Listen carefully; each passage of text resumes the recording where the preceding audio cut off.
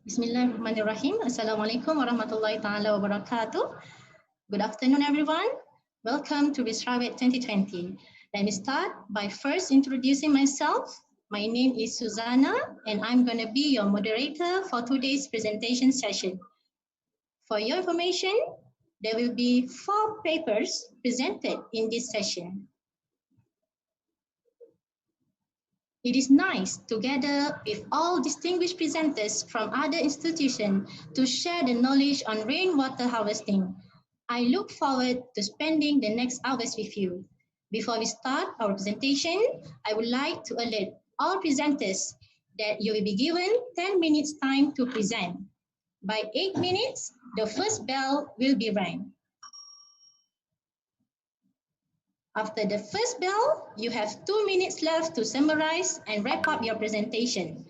Second bell will be rang twice to indicate that your 10 minutes is up. This is to give an ample time for 5 minutes questions and answer. Okay, without further ado, I would like to call upon our first presenter, Dr. Muhammad Sofiyan Sulaiman from UMT, with the research title Hydrological Alteration and Drought Analysis at Klang Valley. Please welcome Dr. Sofiyan.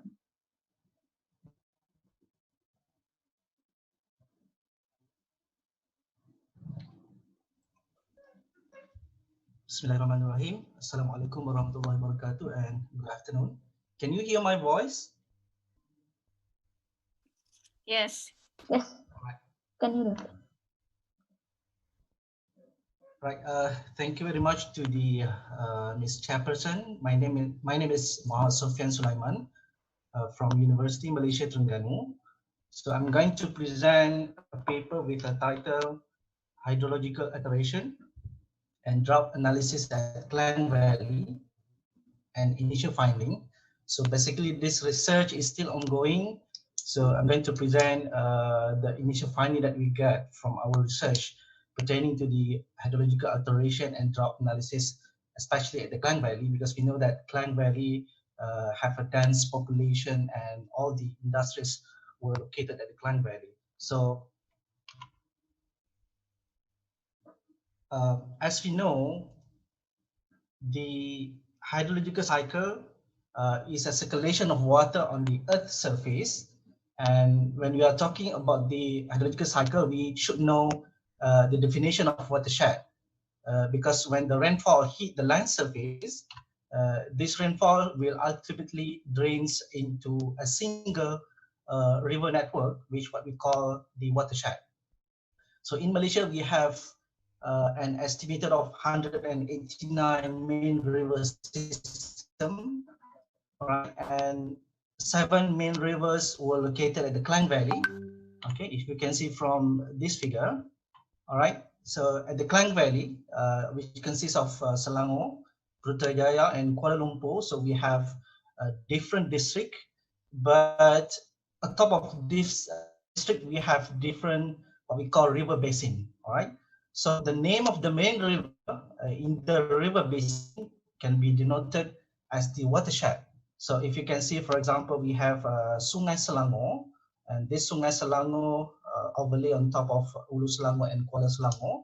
And then we have Sungai Klang, which overlay on top of Kuala Lumpur as well as the Gombak and Petaling. So this is the what we call the main differences between the boundary of a district and boundary of the watershed. Because watershed, we need to understand that the main component of watershed is we have an outlet of a river system, and then we have a steep land area of the what we call the boundary or the divide of the watershed.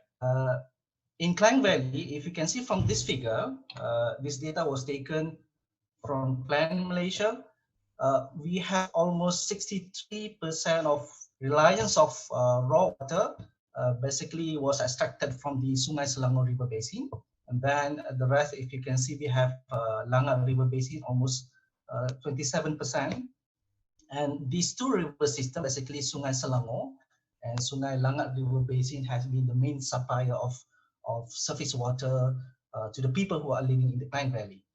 But nevertheless, we have a lot of issues, especially at the Selangor River as well as the Langat River Basin, where there are a lot of pollution being occurred recently. Now, if you can see from this statement, we have raw water abstraction in the Klang Valley mainly occur at the river system as well as the direct pumping from the reservoir.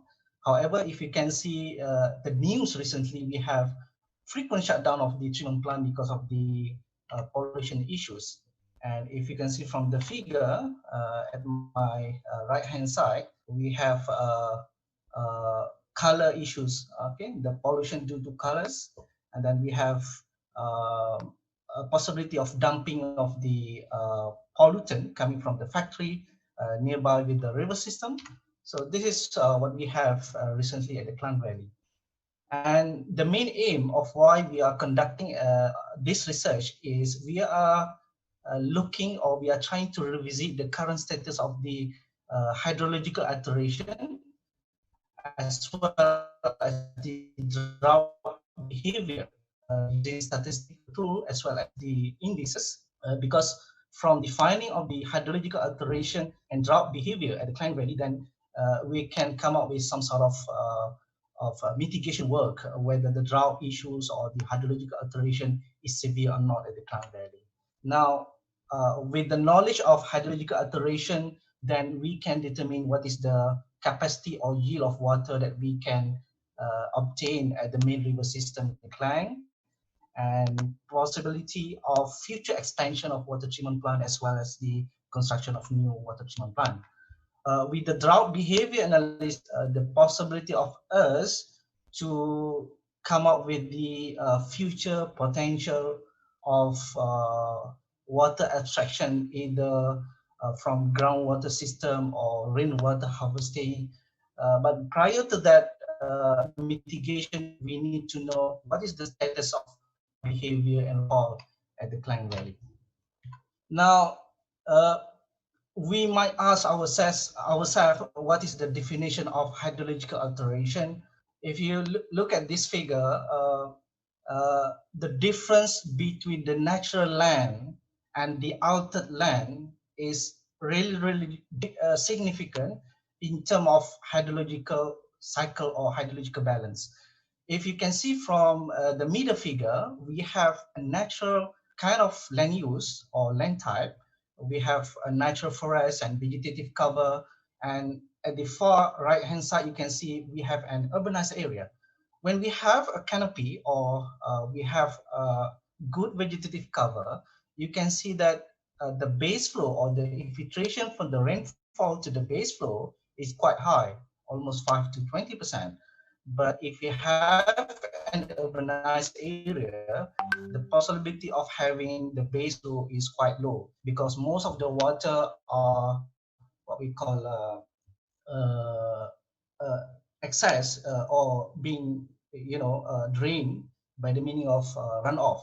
The surface runoff, because of the urbanization, is quite high, almost 50%, and this is the water that we don't want to have, especially at the dense area. The possibility of having low base flow and high surface runoff is quite distinct at the urban area. Now, this is the study area that we are focusing on, because at the Klang Valley, we have, like I said, we have 7 main river basins. So we choose, at the time being, we choose one river basin, which is the Klang River Basin. If you can see from this figure, the green color is the federal territory of Kuala Lumpur, and the rest of the purple color is the river basin. Now, we have the rainfall station along the federal territory of Kuala Lumpur, and then at your right hand side we have the water level station. Okay, now in order for us to analyze the drought as well as the hydrological alteration, we need to have 2 data. The first data is the rainfall data, and the second data is the river flow or discharge data from the river system. Now, this is the initial finding from rainfall analysis. We have almost 32 rainfall stations located along the Klang River basin. If you can see from this figure, we have some sort of bimodal distribution of rainfall. We have two peaks, especially at the month of April and November. So we can define this peak as the season, and then we have the dry season, especially on July and August. So most of the location at the Klang Valley, we have this kind of trend in terms of rainfall distribution. And this is the flow rates from the water level station that we have at the Klang River Basin. So if not mistaken, we analyze almost 12 12 water level station from the Klang River Basin, and we are still in the midst of doing the analysis until today. So this research is not finished yet. And then for the analysis, for the drought analysis, we use this kind of indices calculator we call DRIN-C. So in DRIN-C, basically you can do the analysis using these three main indices, which is the reconnaissance drought index, standardized precipitation index, and precipitation decile. So from these indices, basically we can categorize whether the rainfall at the Klang Valley was set at the normal or severely drought or severely wet season, right? So I have 2 minutes left. Now for the analysis software for the hydrological alteration, I'm using this indicator of hydrologic alteration, IHA. I would like to share the initial finding from what we have. For the hydrological alteration at the Sungai Batu at Kampung Sungai Tua, if you can see from this figure, in terms of base flow, we have a decreasing trend of monthly flows during November, during the wet season, as well as during June, during the dry season. And this is quite alarming issues because the decreasing of base flow, especially the monthly base flow, is quite severe if you have water abstraction activities, especially for the water treatment plant. And then if you look at the index for base flow, the index is showing the decrease, which is not good if you want to have a good base flow storage. And if you look at the flow duration curve, you can see that there is a distance deviation between the wet season and the dry season, right? Now, if you look at the drought analysis, especially for this Taman Desa at Gombak, this is a good trend, basically. The river system showing the decrease, but the drought analysis showing the opposite. What I can conclude from this figure is that at the Klang Valley, basically we have abundance of rainfall, and we do not have a severe drought yet. If you can see from my left-hand side, we have almost severely wet and normal condition wet of the rainfall distribution. So we do not have any severe drought issue at the Klang Valley. Now, as a conclusion, I would say that the initial finding on the hydrological alteration showing decreasing trend of monthly flows and the base flow, which signify the hydrological alteration, probably because of the land use change. However, the analysis is still ongoing to revisit all stations using the latest data.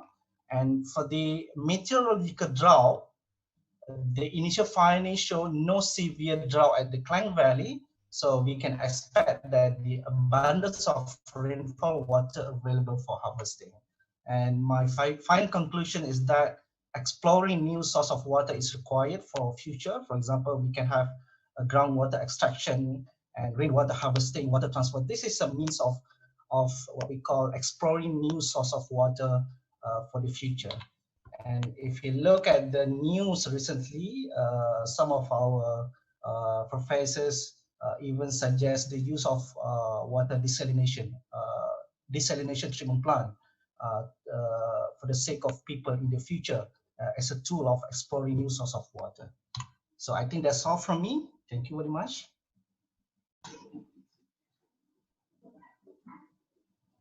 Okay, thank you so much, Dr. Sofiyan.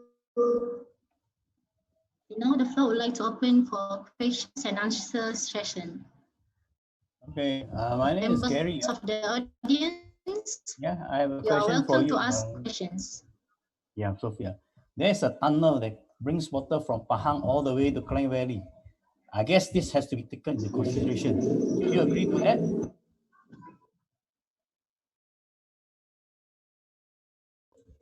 Tunnel project, Pahang to Klang Valley. Huh? Thank you, Engineer Gary. So I agree with you. The water transfer should be initiated as soon as possible because, as we know, the population will increase from year to year, and the water demand will increase as well because of the high increase of population, the new construction of factories, the new construction of institutional building. So we need to take into consideration that the water probably remain the same in terms of yield, but the demand will increase. So the demand exceeds the supply, then we can expect that the deficit of water will occur somehow. So I agree with you that the water transfer from the Pahang to the Klang Valley should be initiated as soon as possible. And I think the government are looking forward to that proposal in the future. And I really embark and I really appreciate that if the government can, initiate this water transfer, then it will be better for the people in the Can I say Valley. that the tunnel is already constructed? Okay, it's Yeah. waiting for the treatment plant to be ready.